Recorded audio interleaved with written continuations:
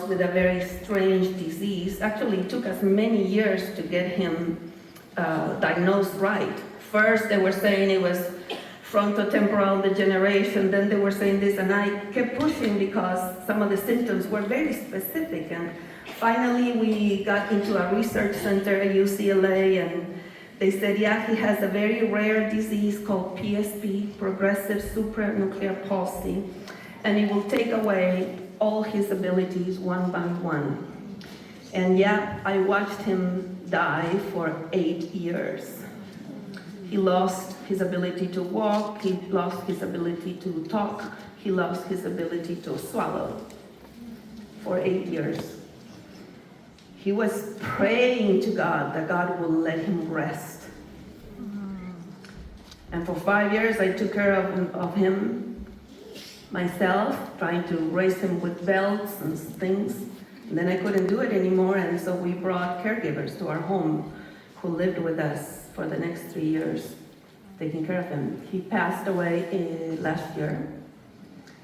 And I want to tell you all of this because we go through crises in life that we don't fully understand. And God tells us that in those moments, there is something that He will show us. So I wrote a book that I'm sure ABC brought it. It's my most vulnerable book because I wrote it when he was in it. It's called Storms and Deserts. It's 12 stories of people that went through storms and deserts in the Bible that couldn't understand why God was allowing that crisis. And it's a very vulnerable book because not only I go through 12 different stories, but I start each chapter with a crisis of mine. And I start the book with this crisis of his disease. And the subtitle is How God Reveals Himself in the Midst of Our Crisis.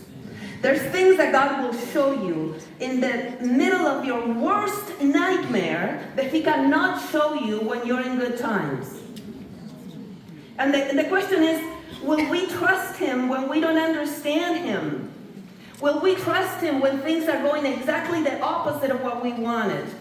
And today we're going to study the story where the word love appears for the first time in the Bible. So, in order to get started, let's review the context.